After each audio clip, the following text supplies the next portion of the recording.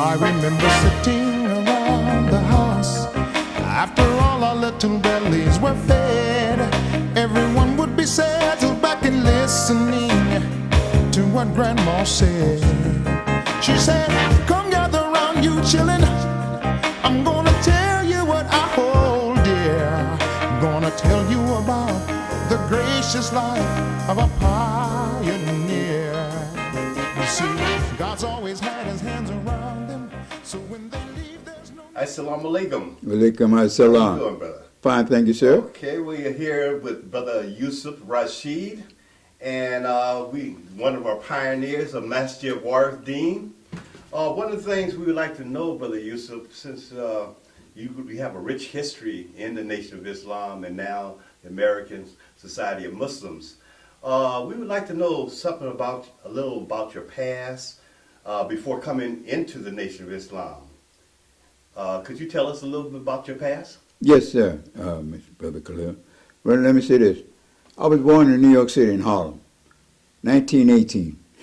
They say I was born in Harlem Hospital in New York City, but don't have no record of mine. I have no birth certificate. Anyway, yes, I was raised in Harlem, and I had my mother and father raised us, and I had 3 sisters.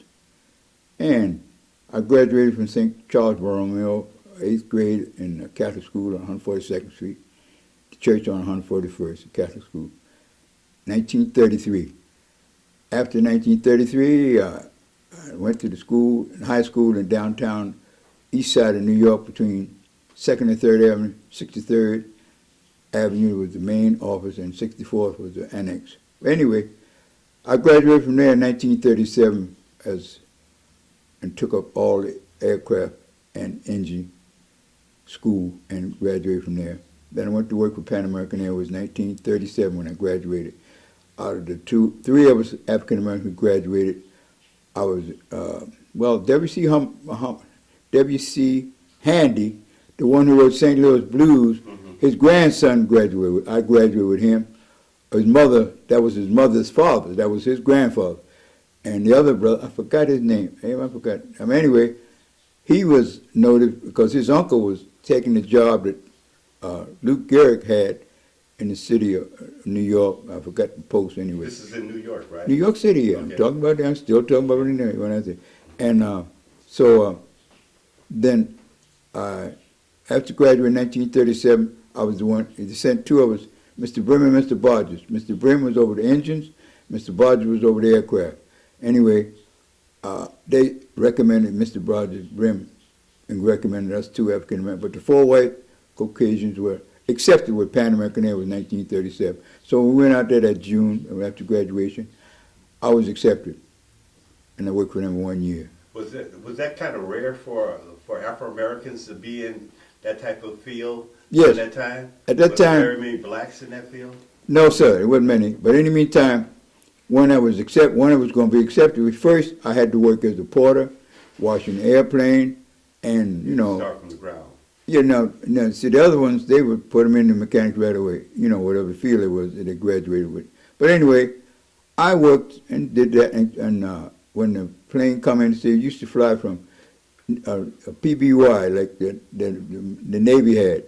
It was an amphibious plane which had land on air and water, but they used to fly in the water and land and take off of the water going to Bermuda. And they had the one from Los Angeles to Bermuda. I worked in the one there. But anyway, let me say this, that I had to handle the luggage, change my uniform, put on another uniform to come pick the luggage. It made tips. But meantime, they found out they had an engine trouble. None of them could fix it, and they gave it to me, and in 15 minutes I fixed it because I seen what they did. They didn't go through what they did. Then they let me use my tools. But the British had one. He was an engineer, and they only sent him, and so they wouldn't work with him half the time. The company paid, British company paid Pan American Airways to let me work with him after hours or during the hours, my tools. I had to get used to his English. But after we got along fine. Was this during the time of the war or what? No, that's before the war. Before the war? See, 1937 when I graduated, and I worked for him for a year to 1938. Okay. So anyhow, after that year, they were going to move down to Baltimore, Maryland. Because of the prejudice, I didn't want to go with them. Okay. So I moved down to my mother down in Heights, New Jersey. But meantime, there wasn't no work, so I went on and joined the Coast Guard. Put a hitch in Oh, there. you joined the Coast Guard. Yeah, my father went to talk to them, Okay.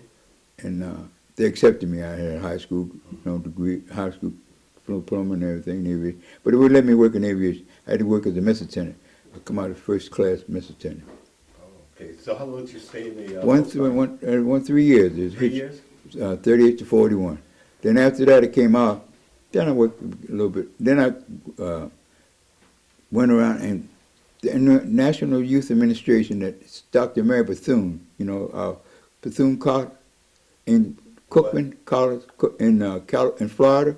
In Florida? Yeah, she was one of our very elegant leaders, African American woman, real dark. But she could go to Roosevelt in Washington D.C., Eleanor Roosevelt, and Roosevelt would accept her, green light.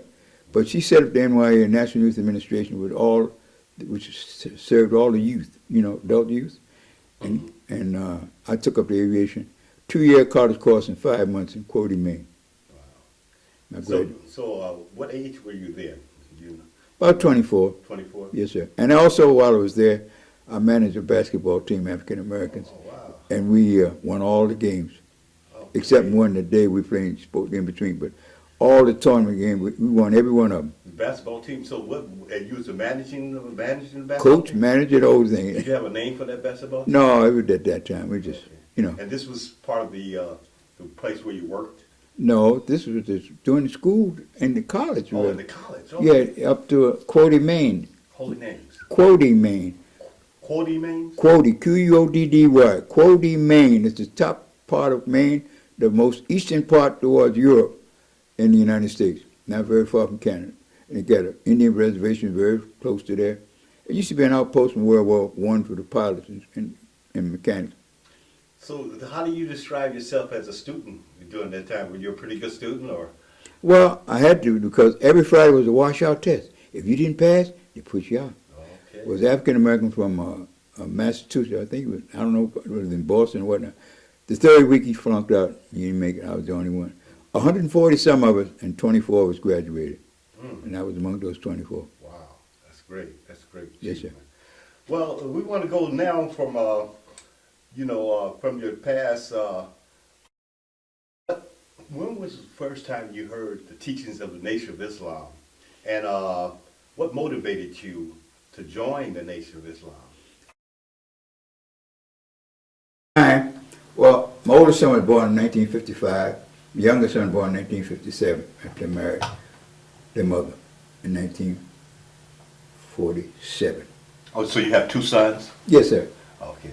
And they're grown, they're doing all right. They were raised in the first, because after there was a big black Buick, two or three of the brothers came from down from New Jersey. And I said, oh, this big car. And then one of the brothers, I was working You said big car. What do you mean by big car? they had a big Buick, Oh, big Buick. Okay. and they were dressed up Clean. clean, blue suits, black tie, white shirt, Uh-huh. sharp. I said, look at that. And then come to find out I was working at McGuire Air Base, which is near Fort Dix. I was on flight test there.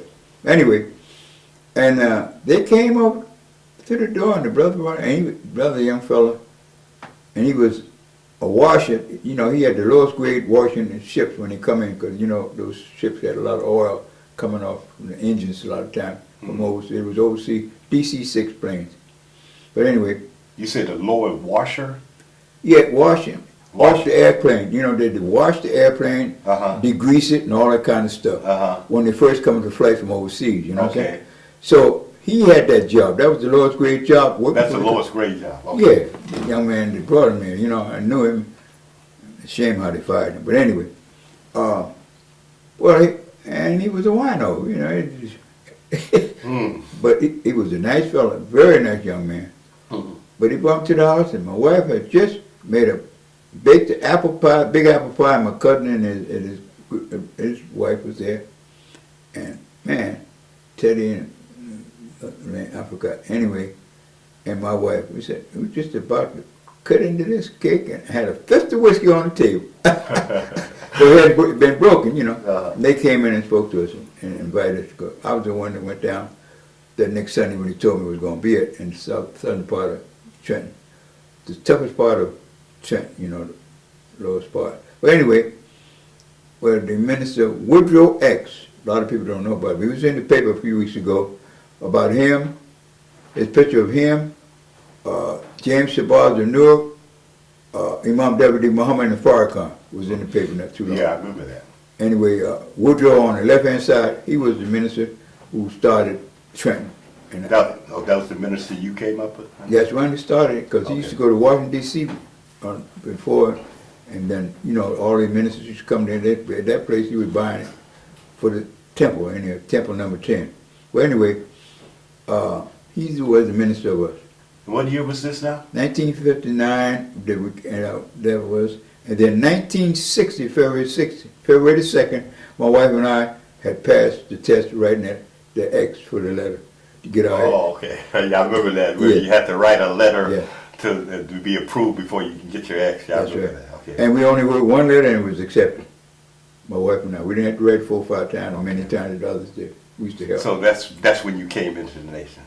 And then, then that same February, 1960, the brother that came down from Newark, New Jersey, brother Alexander, he helped Imam. He stayed. I had him to stay with me, and he helped, you know, mold my wife and I, train him, and then the minister. They come twice a week. And the minister only came the night he was going to teach, and on Sundays, and the rest of it left Alexander and me.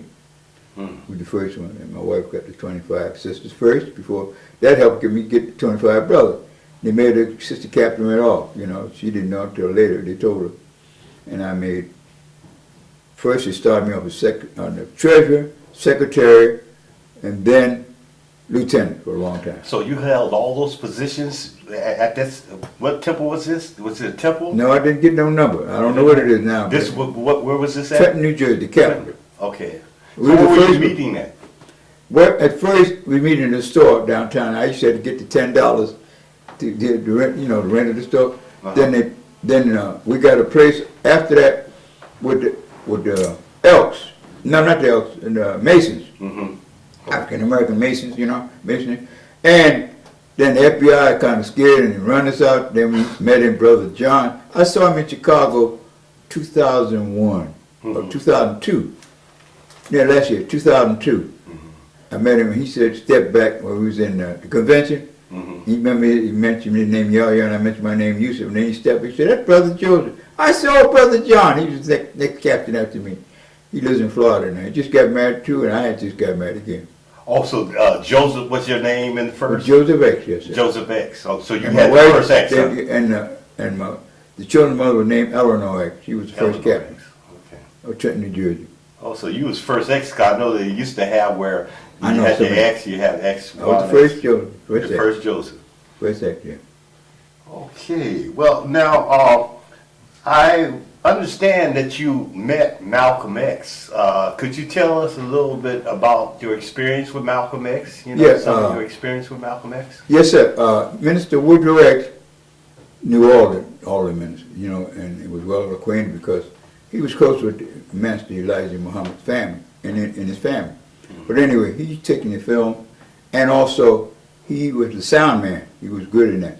And I used to help him set up the antennas on top of the roofs at that time, in them days with television at that time. But anyway, let me say this. We used to set up the sound, because I come from New York and knew my way around and drove him up. He didn't know how to get around New York. Him and Minister James DeBarge too.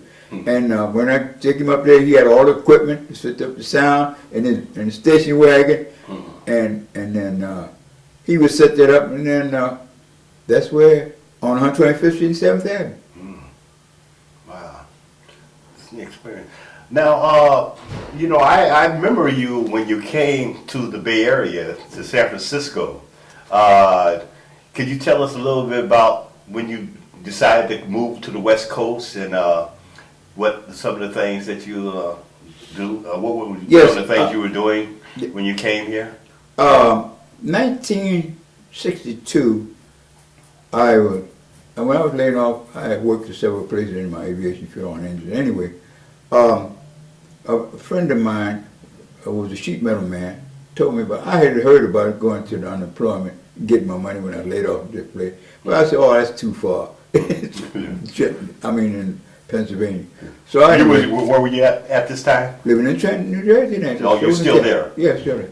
In the meantime, working with, the Nation of Islam, and I was doing it, and I don't, let's see, was that captain there? No, I don't know.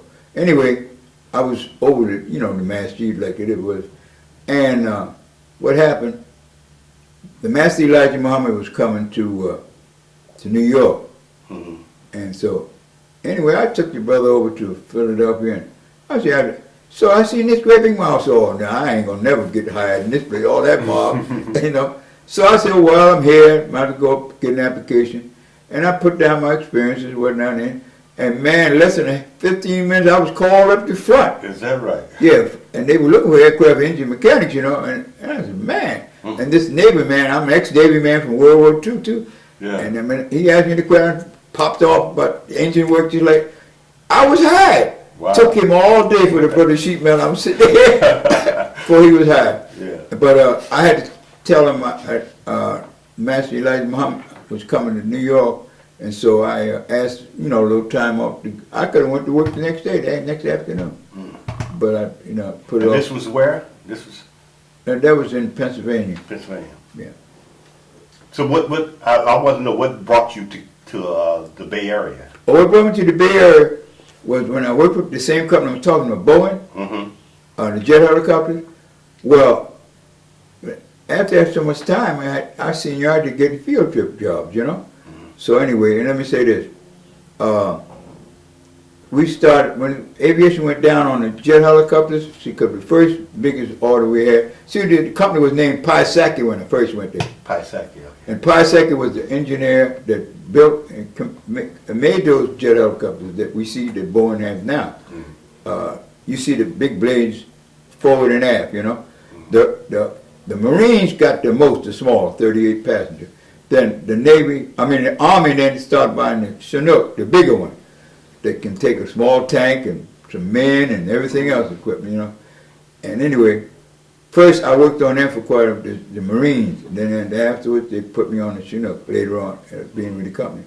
But then after a certain time I got a field trip. Well, when the orders came a little slow, then we started building the trains for from Chicago, and the trolley cars for Boston and San Francisco. Wow, so you went from aircraft mechanics to dealing with cable cars and stuff? Not cable cars, you call them cable cars. Oh. They call trolley cars. No, LRV, low, I forgot the exact, but anyhow, they're trolley cars, big trolley cars. See, the many old little trolley cars, St. Louis built for many, many years. So Boeing designed, I don't know who designed it, but anyhow, designed with that big bar to go across the top, and it flips up. Oh yeah, I know. That big bar, because they had the little rod, and it fell off. The trolley car man had to get off and stop and get it back up with the cape, man. That got rid of that with that big bar, and had plenty of room in these trolley cars. But I was an expert on doing the air doors and electrical, opening and closing the doors. I've learned to do that. So that's a high skilled job. Yeah, because the hardest one is up in where the train controls are. That door, that main door, you walk back there on both ends, and I took a wrench and cut it up, 7/16, and brazed it to the angle I needed to be able to get to that, because it was hard. And I trained those other people how to do that, and I was in charge of it. Great, that's a great experience. Now, I would like to go back on the aircraft mechanic. Now, can you tell us a little bit about the difference in the aircrafts now than how they were then? Yes. The changes that, when you were working on them? Yeah, when I went to school with internal combustion engine, like the automobiles, but they were radio came in, and it's inline, see the inline engines, then they had those radial engines, you see them, air-cooled engines. I'm not But anyway, I'll be explaining it. Okay. But internal combustion, and then while I was in the field, the Jets came in. I didn't go to jet school for that. Oh. But I did know a little theory, but in the meantime, pulling them and putting them on and adjusting the RPMs and stuff, I learned that very well. But I didn't know the theory. Like, you know, for each way asked me about the jet one time, Yeah. I didn't know it all that. I couldn't answer that, the question he had asked me. But if he had said something about the internal combustion engine of the jet, I could have answered, you see. But I was good. But I went to school for that. I have the book gift of Bremen Barges. Start way back there when the planes were with fabric and wood. Planes were made of fabric and wood? Oh, yes. Them biplanes, you seen them old pictures like that? Before they became aluminum. Yeah, but all that steel and aluminum, Wow. then they make it out. You understand? But then the day we used to go up there with 5-gallon cans, when Lindbergh and them, 5-gallon cans, and carried up and then sort of poured the fuel Wow. in. You understand? Yeah. And all the stuff like that. But then after that, you remember you seen the old pictures with the inertia starter, with the 3 men turn it over, probably pull it, jump, to start the engines, yeah. Oh, wow. You understand? You remember all that? Oh, I was in there all that. Yeah. Well, can you tell me, is it, you know, the job that you had as a mechanic, was that a crucial thing for as far as, you know, I know that you hear a lot about planes falling out of the sky or crashing or having accidents. That's the safest ride in the world. the safer ride. The safest ride, you know, those things happen not because of mechanics. See, the FAA is an inspector over all planes. I don't want to make the big thing bad. You understand? But in the meantime, the inspectors, the supervisors, and all that, and the owners of their own airplane, that's the overseer. If they do it right, but I say when the plane gets 10 years old, if it's not done a major overhaul, it's old. I've been in ship, I'm an ex-serviceman from the United States Coast, I did sea duty. I had to honor those wooden sailors listening, and when them storms came in, we cover all the hatches, and you ride the wave, you're going to drive 1 or 2 or 3, but then that one of them, the whole ship going to it. And I used to go through the port house, oh, pray, oh, the ship come up out of there. You understand? The airplane, as you see, you ride, you can't see it, but that wing on the end is flapping like that. The whole ship shaking, the head of the storm, that's why they try to bypass the storm when they come. Except those. Okay, so you mentioned that you continue to work on mechanic as an aircraft mechanic when you came to the Bay Area, right? No, I was working on the charter cars. Oh, the trolley car. That's when you came to the Bay Area. Yes, sir. See, Okay. we built a lot of trains for Illinois, Chicago, the suburban trains, real trains. We built a lot of them, but more of them than we did the charter cars. But we did the first set of charter cars with Boston. Boston didn't like them. The Boston maintenance people didn't like them, and that was the best thing going. But you know, that's them. But San Francisco, they loved it. So what they didn't buy, San Francisco bought them from the yard and brought them out here too. Okay, so you saying these companies were connected with the airline? No. Boeing Helicopter Company Division. See, now they have the headquarters was at that time in Seattle, Washington, right? The headquarters now is in Chicago now. But in the meantime, just because Boeing makes a lot of things, they bought up different companies. You understand? Okay. Not only just make airplanes and things, they even make aircraft engines. But in the meantime, the thing is, when it got slow, then they did this charter car. And They started doing something else. Yeah, but the government had them to do it, but we were supposed to make it for all the cities in it. But because of Boston, we didn't do that. Okay. So the last ones we made was for San Francisco. And now we cut it out and went back to the aviation. Okay. Building the jet helicopter. Okay, I understand that you had some cabs that you were operating when you came to the Bay Area? Yes, meantime, when I retired in 1984, after retirement, I come over and moved over to San Francisco after marrying a sister over here. Okay. In the meantime, And how old were you then when you retired? You remember? Well, go ahead. 1984, you got to figure that out. Okay, all right. All right, go ahead, finish it. Anyway, I retired in 1984, went back, and You was in San Francisco then, right? yeah, I was in San Francisco due to the fact that when it came We worked a month, and then you had to get a place to stay, and I got an apartment in Daly City. Mm-hmm.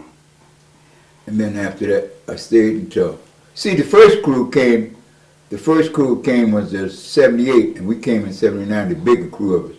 And then about 83, I had to go back. I was one of the first ones to go. But then at the end of 83, not everybody would come back for Christmas. I was the only one, and the superintendent brought his son, and one engineer came. And then his son, then he had all those, what you call the kind of workers, in California call them other kind of workers, detail workers they can hire, from a company. And so they hired, and then when we left, the Muni hired them all permanently. Yeah, they were temporary workers, Well, these are a lot of Afro-Americans, or? No, all Caucasian, Well, mostly Mexicans, Filipinos, everything. It was a good crew. And then when I came back the second time, the superintendent, the Italian superintendent, he was the one that the boy hired from St. Louis, who was known as a Charlie car soup, knew how to make Charlie cars and all about it. And so he made me foreman in that ship. Is that right? Yes. So you must have a pretty good reputation there. Well, yeah, excuse me. Yeah, in a way, I guess you can say so. So now, what led you into the cab company now? Oh, when I retired, and I wanted to do something, and one of the Muslims from Lebanon, no, he was from one of the countries over there, and he came in and asked for cab drivers. So I talked to him out for him to wait. He said, well, I'm born in New York City. I know, but the city probably, you understand, they bothered me. He said, well, it's up to you, brother. He saw me at my age and everything. I said, and then I got the cab for night shift. It's 12-hour shifts, y'all, in the cab at that time. I don't could cut it down anymore. But anyway. So you continue to still work after you were retired? Yeah. Okay. Every time the money is not sufficient, I make good money with that when I first was doing them, you know what I'm saying? But when you retire, every time money's a different story. And they said when you retire, you shouldn't retire in the state of Massachusetts, New York State, or California. But here I am. Yeah. Okay, so some of the experience about the cabs. Anyway, I decided to go in the cab, and then after I ran around, I said, and my son loaned me the money to buy the first one. Is that right? Oh, you bought your own cab? Yeah, we're buying. I had 3. 3 cabs? Yes, sir. And some of the imams, the chaplains in the prison now, used to work for me. Or one of the Sabar's brothers worked for me for a while too, made money too. Well, that's quite amazing. I forgot which one was it, Naim or Bilal, I don't know which one. But anyway, one of them drove for me too. Okay. But while the Muslims had it, made good money and no problem. So do you still have? But when the Muslims got out, they wouldn't stay, and the ones they wouldn't bring it back on time, didn't fill the tanks up.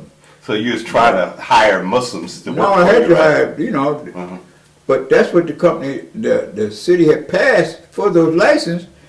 They weren't capable, and they put me out of business. Oh, okay. Okay, so we're heading for getting up to the present day time now. Now I know you were you started under Elijah Muhammad.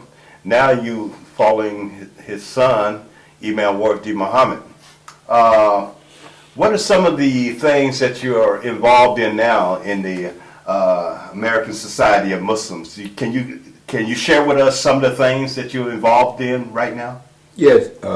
Ever since moving out here, and first I lived in San Diego, 98 and East 14, near there.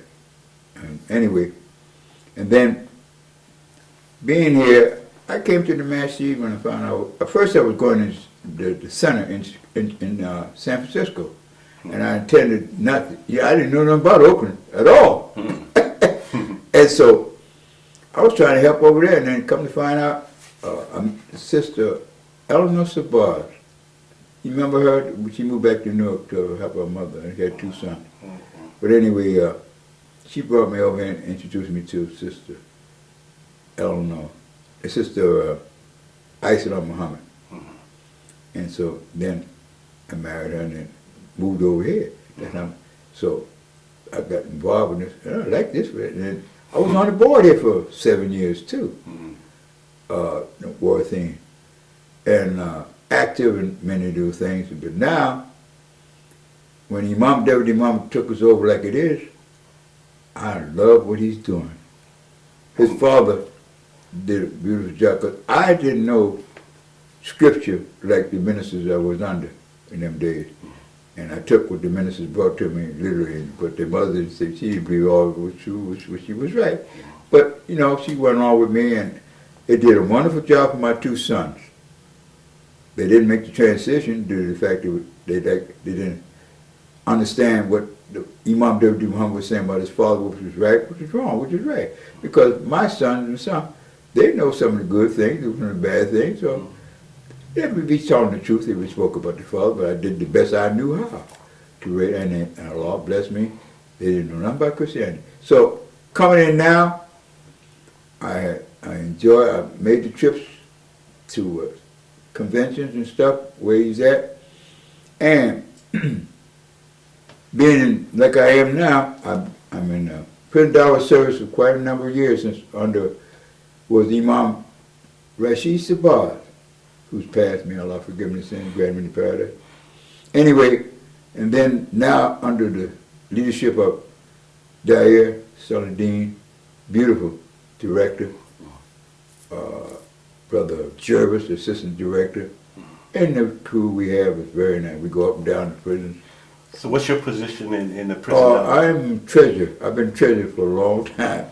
Okay, and prison dawah services, what is that now? We serve, we go in service to help the imams, chaplains, when they have their needs and affairs, you know, in the prison to help talk to them and, you know, come and visit them, because many of them, the places that they are in the state, so far, most of the families are poor and can't get to see them. So they're so happy to see brothers and sisters who come to see them. From the federal prison and the state prison and the other prisons, you know, all of them now. The only one we're missing now for a long time is Pelican Bay. We used to go up there. It takes 8 hours to go to that one. 8 hours? Wow. Yes, sir, one way. And we so you stay overnight? Stay overnight, go to this way, and then come for the weekend. But Imam, the chaplain of the Mustafa, he's from Egypt, and very, and can cook, oh man. But we had to fight to get away from him. But I'm hoping and pray Allah that someday that the state or the governor of this state, or the warden or somebody, break that up, because it's been on lockdown too long, over 3 years. I understand you visit certain prisons on a regular basis. Yes, Imam Sufir, in my past, he got me a brown badge, and I keep and go down. You know where Sheikh Raouf used to be at? Remember that? Down in the left? Yes. But anyway. What's a brown badge? Brown badge is that you have a privilege, you have to pass and coming in any time. So you have that? I have one to display. And I have another one for Dublin, but they keep that. But when I go there, I can go in any time too. So you're still visiting the prisons? You Yes, still sir. do the prison dawah too? Or like sometime, once a week, I go down with the Imam Severe. That's wow, that's great. 4 or 5 hour ride, no, 2 or 3 hour ride right there one way. I want to go kind of go back a little bit now. When you made the transition from the Nation of Islam to the now as the teachings that's taught by Imam Waritheen Muhammad, was that a hard thing for you to make that transition? No, it wasn't. You know, I understood what he was saying, and I was very delighted that he brought it so nice. And well, he's teaching us. He's the one can interpret an understanding of the Quran in the Arabic. You understand? And then he brings it in plain. Allah says he would raise people, our leader from amongst the people to speak their language. And he speaks our language. We're born here in America. And it says also in another part of the scripture I didn't find out later, that Allah always give a message from the people So that they have no reason to say, well, somebody from somewhere else. Although a lot of us, because of the language of the others coming here, they think they know more than we do. But the Imam Deputy Muhammad is making it so plain that even all the world could see it if they understand. Because they have Hafiz, they don't know exactly what the real true meaning is, what Allah said in the Quran. But he breaks it down, and Allah has given him a clarity, because his father said, after him, they will become one who will give us all truth. Okay. Now, there's also some other things that you're involved in here at Masjidul Waritheen, which, could you share that with us? Aren't you a member of the HAJJI? Yeah, I'm a member of the HAJJI, and the men can cook.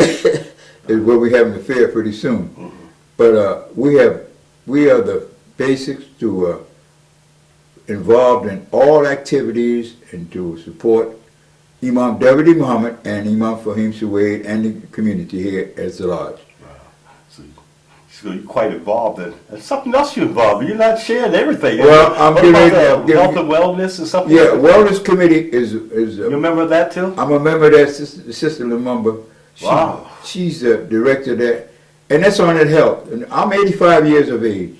85. And I lost 2 wives in cancer. So it caused me to research in the health and wellness thing, you know? Okay. And the herbs. And my doctor, they don't give me nothing for anything anymore. Yeah. I take my herbs, and I be sure to, I want to get into that due to the fact that, as the brother writes in the paper, some people expecting miracles of 1 or 2 pills, but it's your body and how you take care of it. And one of the best books I found so far when I came in afterwards, in Ramadan, we read the Holy Quran through each year. You say, oh, I didn't see that. Allah tells us about everything. So the other book I read, your Holy Quran, Medicine of the Prophet Muhammad Sallallahu of 1400 years ago, and Islamic Climate for Business Success by Imam Deputy Muhammad. This is what I recommend. And there's many other books and literature and stuff you can learn. But in the meantime, these 3 were basic for us. But the 5 principles, many of them out there around us in America telling about this, that, and the other and on. And I can't keep up with all the hadiths. Wow. So you seem to have quite an extensive agenda here that you're a member of a number of committees. Also, I understand that you have a stand that you're an entrepreneur, aren't you? Or don't you have a regular stand that you sell items and stuff? Yes, sir. The retirement is limited, so I keep myself active and keep myself much younger. Yeah, you're in real good shape. But it's due to the fact that I'm not a producer. I'm a buyer and a seller. Yeah. Entrepreneur in that way. I buy wholesale and sell retail. And I strive to get the things that I and the ministers get in my products are helpful to the human being. I don't want to knock any products or nothing like that, but I try and research that which I think is beneficial, more beneficial to the human being. And I have those customers, they look for that. Yes, I'm a regular customer of yours. And I noticed you have a lot of products that you sell every Juma with the cookies and different products from Muslims that Muslims produce. Some of the and also you did mention that you're a member of the CPC. Oh yeah, Yeah. Yes sir. You're involved in so many things. Wow. Well, Imam David Muhammad, when he came up with that, this is the thing that's going to put us over, the whole community in America and the world. The CPC, it's like he says, most of you imams, we're not the richest of the, we just babies in the world as it is, and most of us are poor. But we're rich in many other things. We got the imams, boy, they got a lot of wisdom. They can read that Quranic, Arabic, and English, you know what I'm saying? And they listen to what Imam David Muhammad has given us, and we're moving. All we got to do is invest in that CPC, not only on our little pennies, monies, but move the product. So, do you have a distributorship, or what is your... No, I have invested in this. You know, you got to add $20,000 for this. Oh, okay. I'm not in that category yet. Okay. Inshallah. Okay. Well, Brother Yusuf, you have quite a bit of things. One of the things I want to ask you, did you ever have a chance to make Hajj? Oh, yes, sir. 1994. My oldest son paid for me to go to Hajj.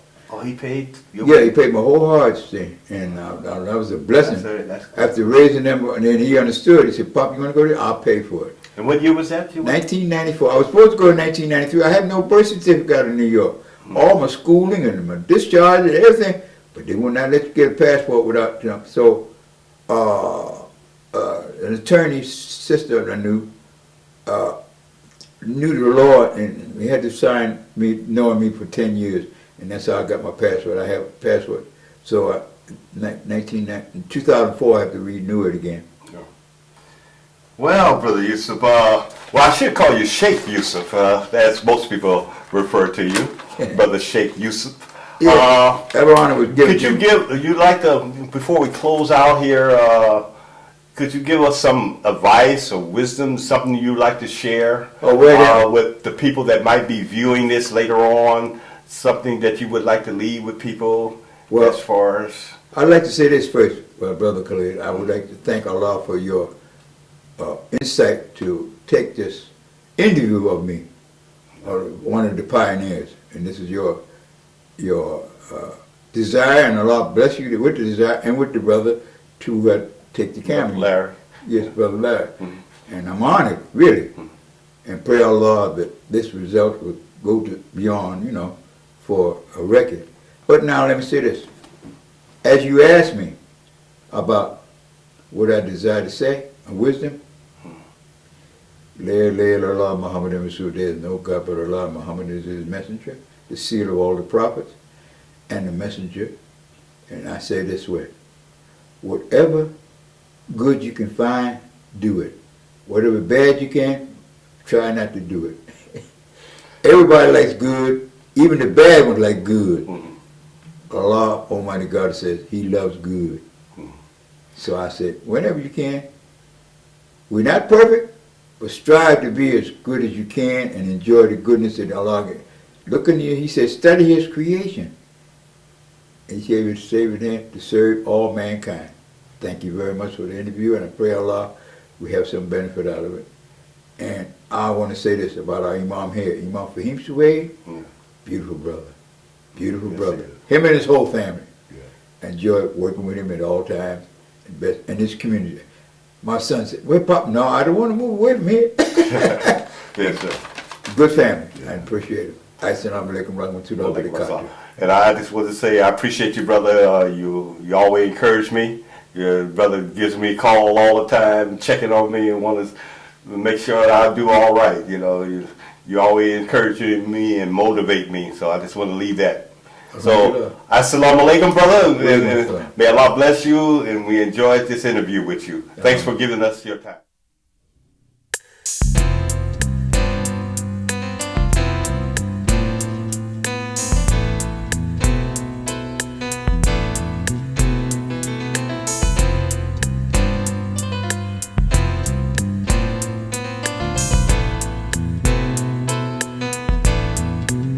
Will remember the person according to the last time you saw them.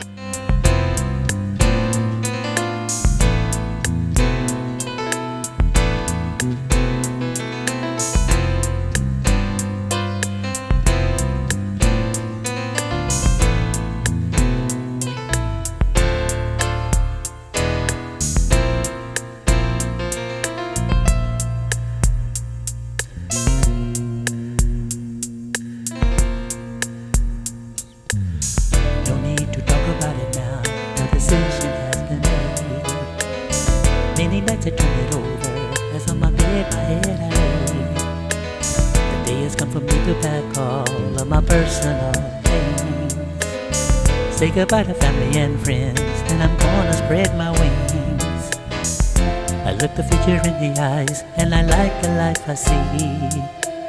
A world of great possibilities staring back in front of me. A young man trying to make his way in this great society. I was born to face the challenges that life presents to me. Moving on to a place where I can land, yeah. Moving on, to be at my command. I pack a lot of heart and soul, there's a lot for me to learn.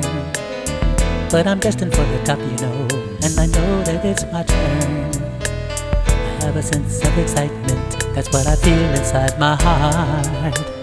A new day is dawning as I embark upon a start. I'm moving on with my life to a place where I can land. Flying over to my future, destined me at my command. Oh, I look the future in the eyes, and I like the life I see. A world of great possibilities, staring back in front of me. Oh, a young man trying to make his way in this great society. I was born to face the challenges that life presents to me. Moving on to a place where I can land, yeah. Moving on, destiny at my command. Moving on, time for me to spread my wings. Oh, moving on to the fulfillment of my dreams.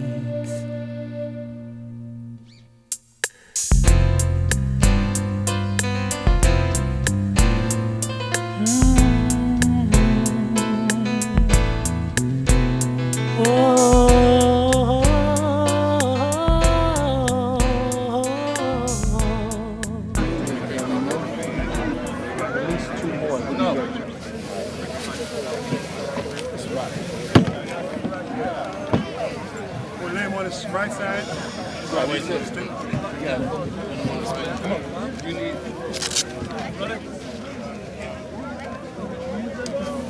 لا إله إلا الله محمد رسول الله. لا إله إلا الله محمد رسول الله. لا إله إلا الله محمد رسول الله. On the other side, you lay him up against the back.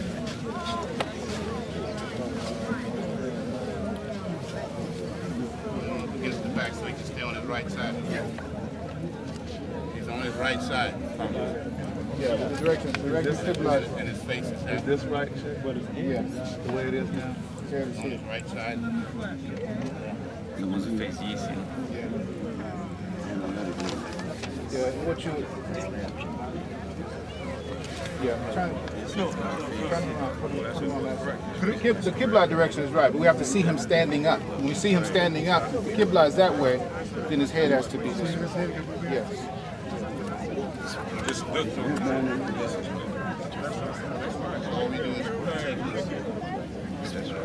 No, let's go. The Imam said this northeast. I said the northeast. We prayed a little bit. When we prayed, so when he stands up, he stands up. Face on the right side.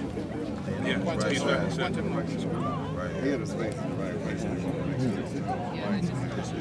We're standing up. That's what you said. You got to come. You got to come. This middle is pointing north.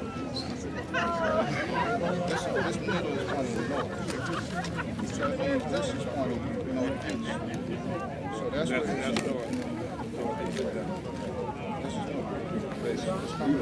No. Actually, it's the other one.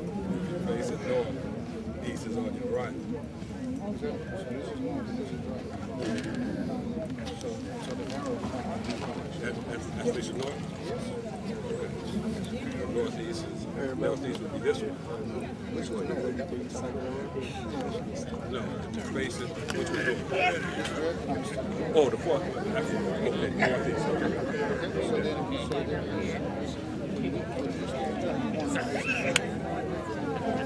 That's east.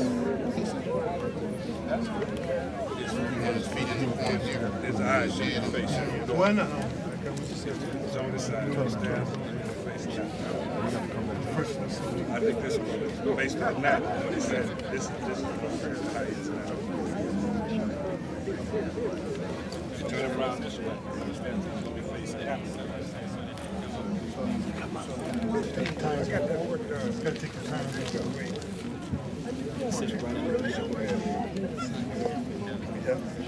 Yeah, be careful. Need another one?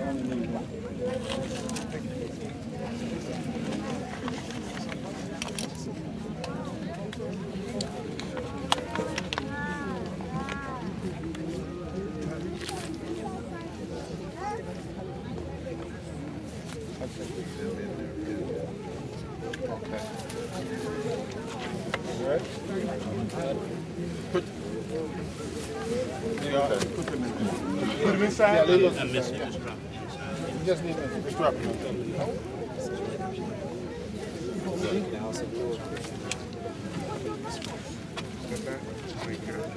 There's so many of us. If you would, I know some people get challenged by this. If you would, will you allow us to cover the grave first before we start throwing dirt in?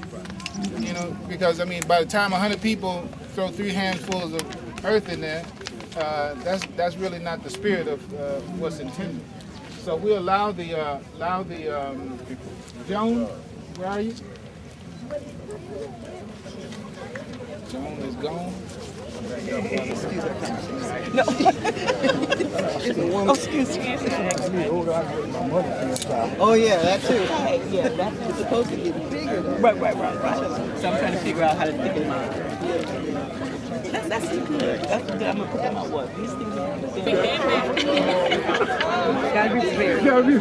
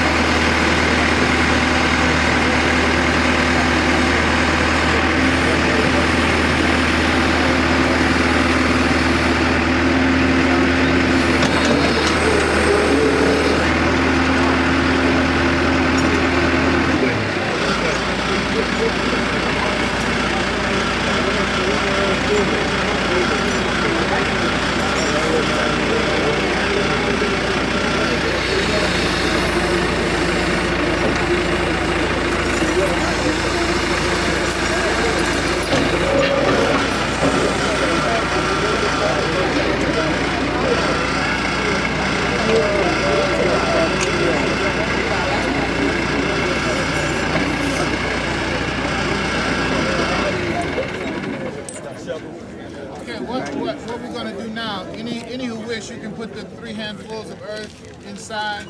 After basically the at-large group has done that, then we're going to bring the shovels for the men to help shovel the dirt in, and then we'll have the backhoe concluded when it's all done. So if you like,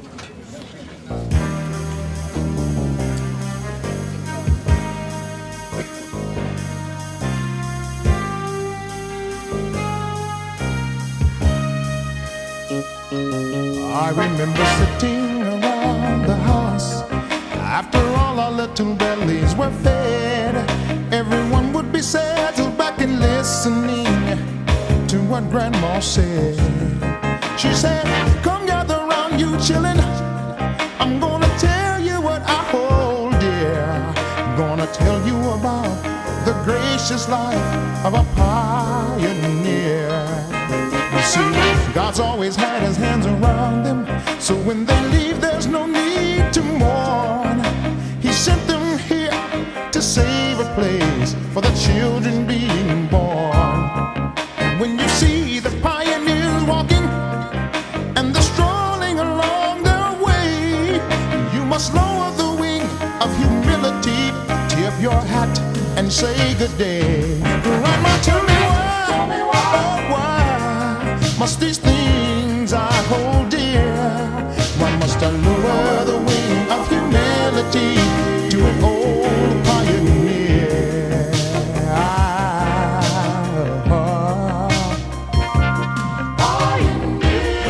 She said, son, oh they may be, but it was God who made them that way.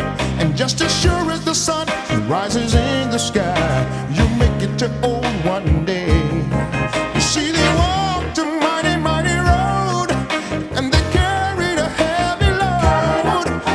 They paved the way with sweat and blood, so your life you would not have to pay. But Grandma, tell me why, oh why must these things I hold dear? Why must I lower the wing of humility to an old pioneer?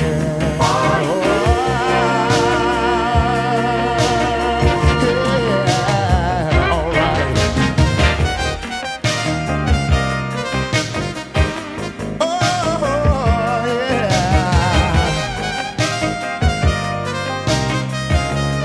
All you got to do is tell me.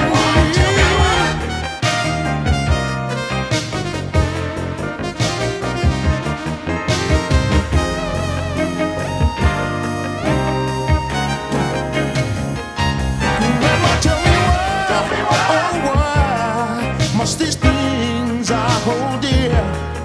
Why must I lower the wing of humility to an old pioneer?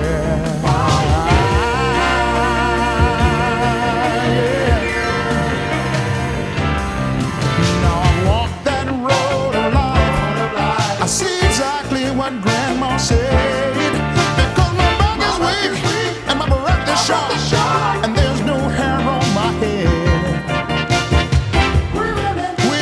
Your grandma and the wisdom that you shared. There's so many things I want to tell you, but I can't because you've gone ahead. Now I know why, oh why these things you held dear. And God has blessed me to see, without a doubt, you're a brand new pioneer. He said I know why, oh why these things you held dear, oh yeah. God has blessed me to see, without a doubt, you're a brand new pioneer. She said I used to be your age before I bore you, boy. Look at me now.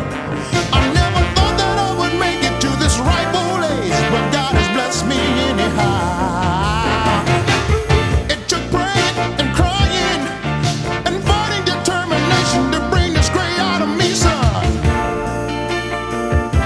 You see, I have made it to 93.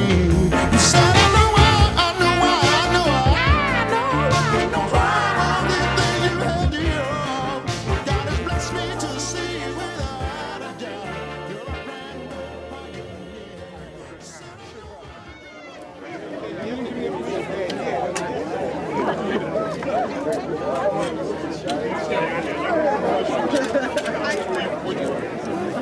I still want to paint your car. All right, yeah, you know. I still want to. I see your son. He's doing good.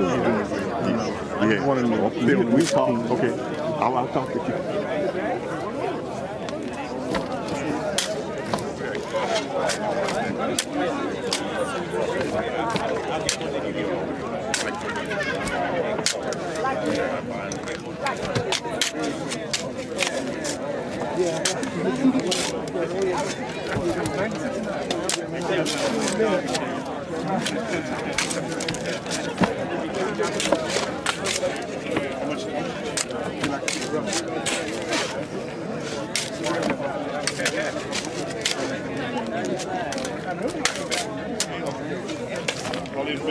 Let me see what I got.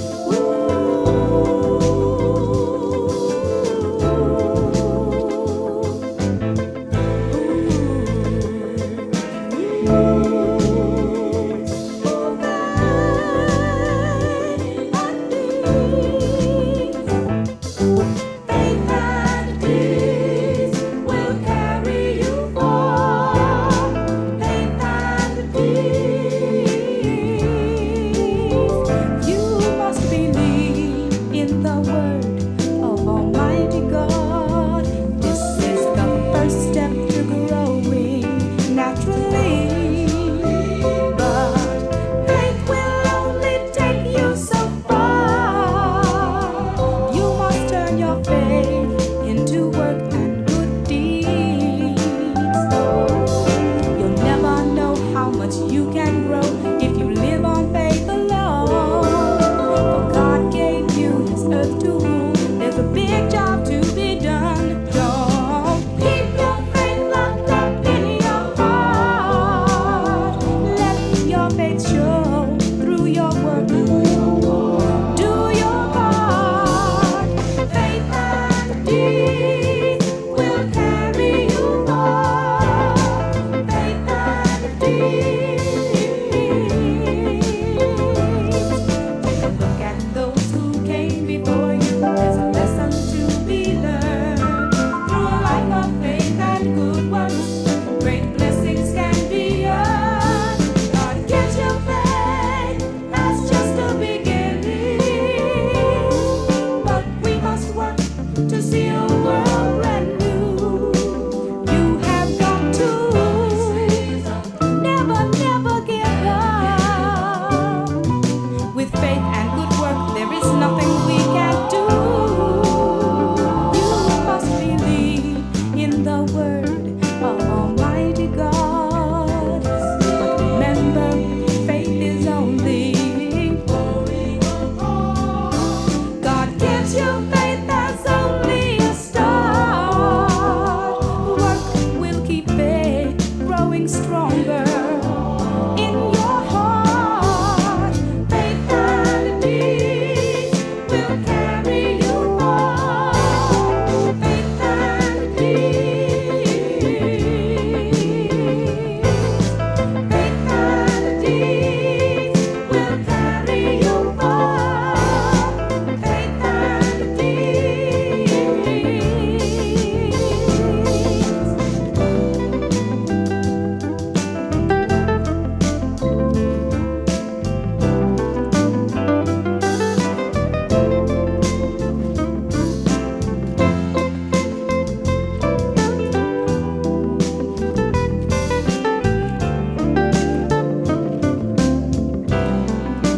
You have got to never, never give up. With faith and good work, there is nothing we can do. Faith and deed will carry you far. Faith and deed. You must have faith, faith and deed. You must have faith, faith and deed. You must have faith, faith and deed. You must have faith, faith and deed. You must have faith, faith and deed. You must have faith, faith and deed. You must have faith, faith and deed. You must have faith, faith and deed.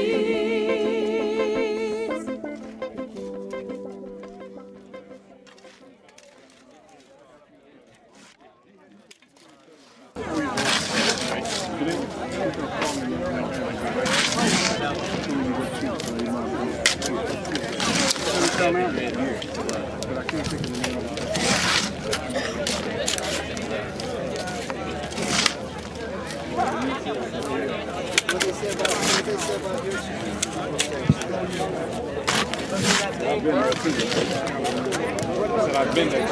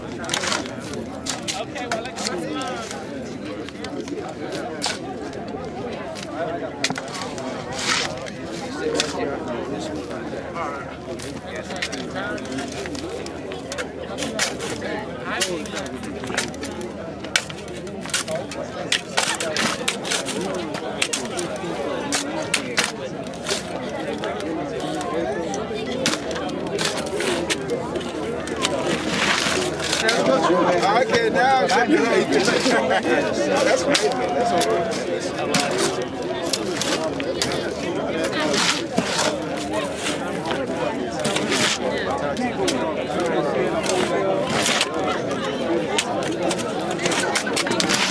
Yeah, it's quite a mess still.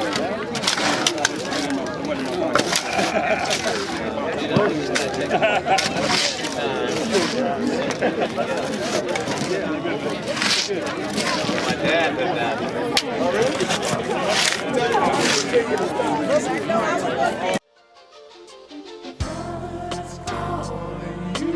Calling you, bird. Time for new bird. Take it forward this world. It's time for faucet to die. Only peace and order will survive.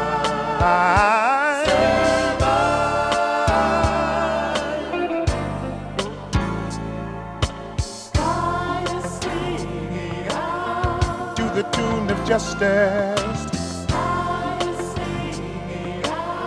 to refrain of equity,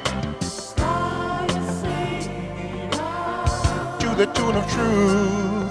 It's time for falsehood to die.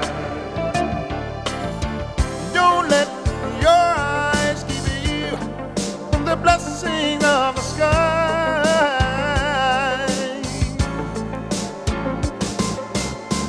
Don't let your ears keep you from rejoicing up on high. Can't you see that the eyes of the skies are shedding tears of joy for you and I,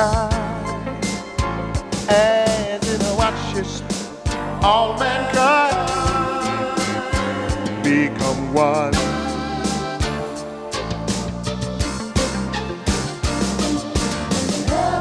Heaven is calling you, earth. It's time for new birth, yeah. Won't you take it for what it's worth? It's time for falsehood to die. So please, don't let your eyes keep you from the blessings of the sky, yeah. Don't let your ears keep you from rejoicing up on high. Can't you see that the eyes of the sky are shedding tears of joy for you and I, as it watches all mankind become one.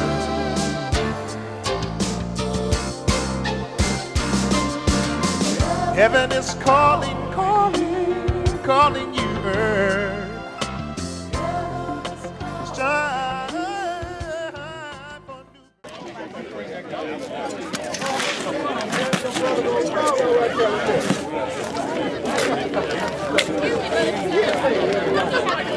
Keep it green. They green like I just green.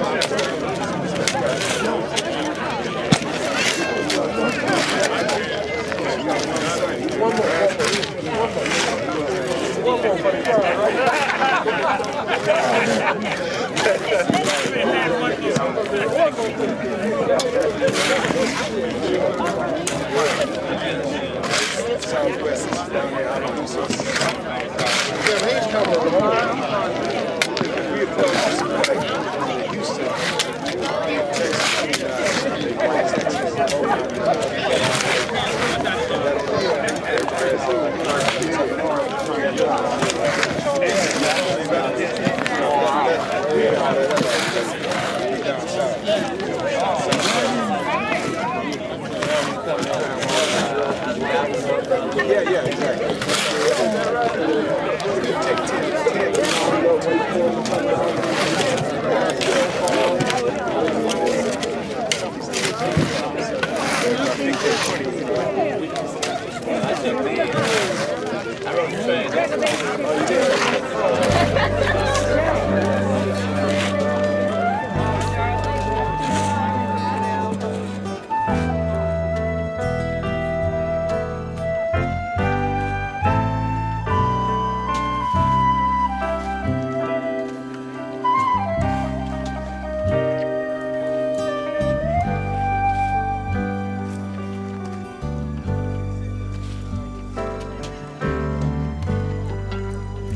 my friend, it's been a long time. Have you not yet found that peace of mind?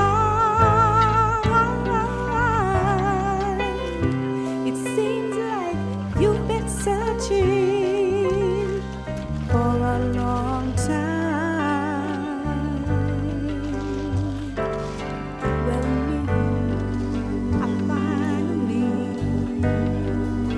I finally got myself together.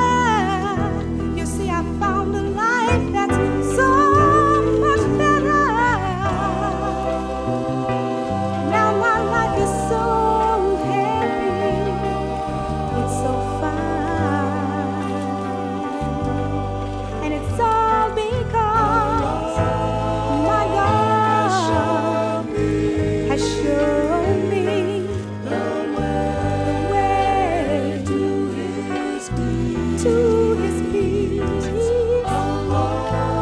My God has shown me the way to be free. I felt just like clay in a potter's hand. My life was being shaped by things I could not understand. I thought that I was cursed, could not find my purpose for being healed. I went through drugs and all the fads. Confusion was all I had, till I learned that God meant me to be responsible and free. No more lies, no more pretending. Now my life is just beginning. God's truth is remaking me, and it's all because my God has shown me the way to His peace. My God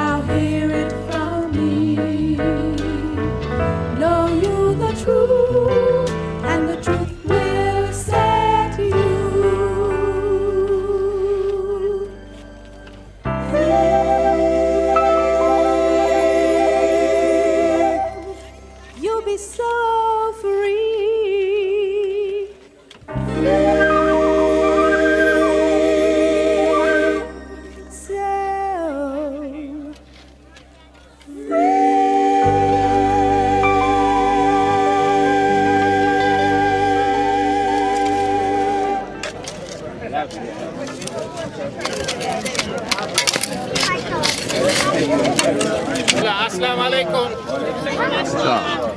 We're going to do one concluding ritual, and it was the practice of Ibn Umar to recite the beginning and ending portions of Surah Al-Baqarah.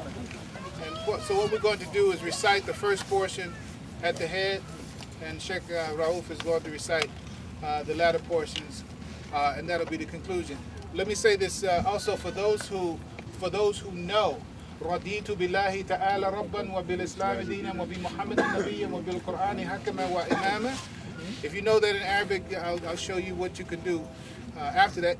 If you know it in English, where it says, I'm pleased with Allah as my Lord, Al-Islam as my religion, Prophet Muhammad as my prophet, and the Quran as my law and my guide, you know, what I'm saying is that you kind of have to be in the habit of saying that and knowing that, because this is basically one of the final services that you can do for the Sheikh, and it's recommended adab that it is said once the body has been interred in the grave and the footsteps of the people going away, then the two angels come to question the person that's in the grave, and they're going to be questioned as to who is Allah and who is the Prophet, and it's simply going to be asking, well, what did you say about this man?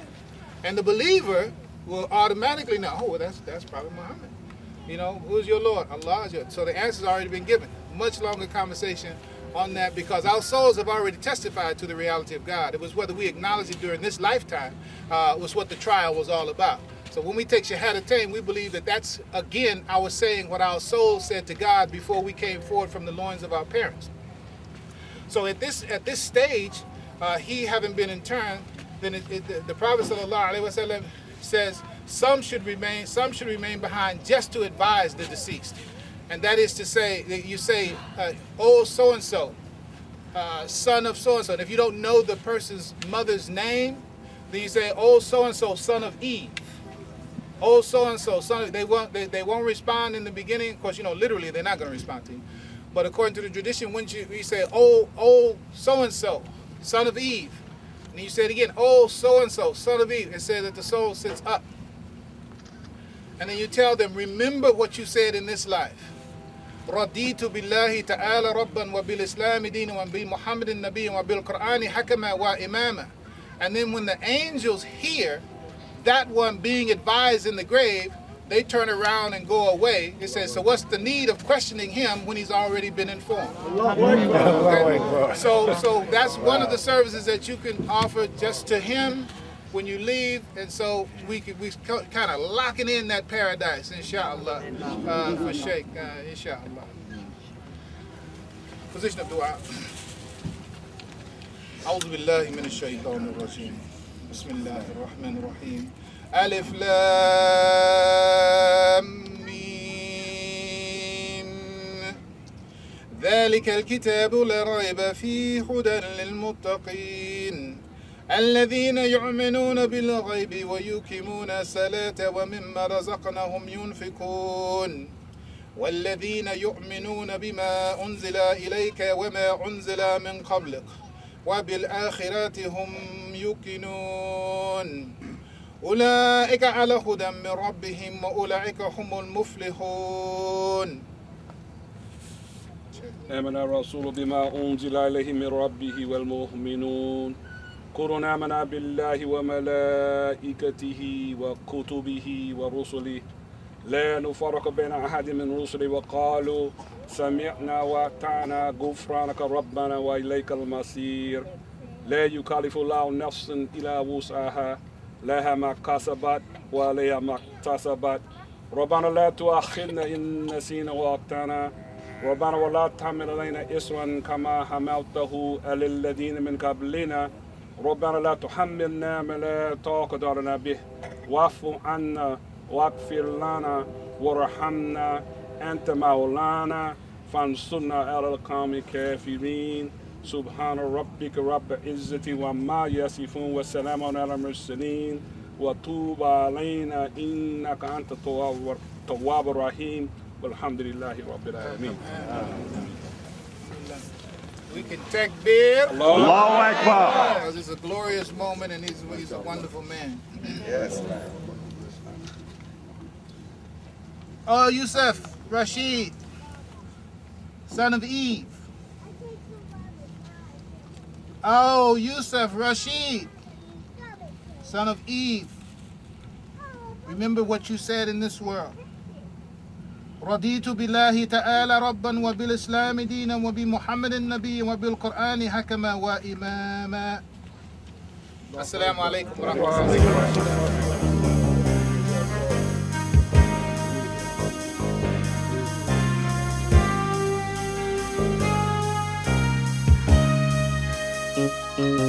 I remember sitting around the house. After all our little bellies were fed, everyone would be settled back and listening to what Grandma said. She said, come gather around, you chillin'. I'm gonna tell you what I hold dear. All right, Assalamu alaikum, Tariq. From Imam Salam and your brother. All right, Stay strong, bro. Alhamdulillah. You see, God's always had his hands around them, so when they leave, there's no need to mourn. He sent them here to save a place for the children being born. And when you see the pioneers walking and they're strolling along their way, you must lower the wing of humility, tip your hat and say good day. Grandma, tell me why, oh why must these things